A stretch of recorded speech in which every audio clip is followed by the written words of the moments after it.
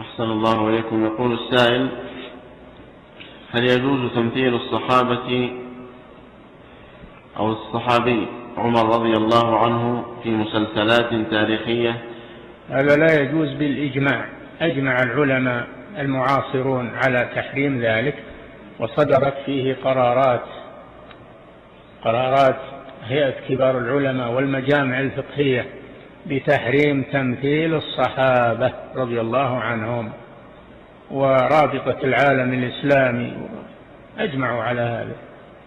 نعم. لكن هذا ولا يدورون دراهم، يحطونها المسلسلات يبيعونها، يبون دراهم، ولا عليهم من حلال ولا حرام. نعم.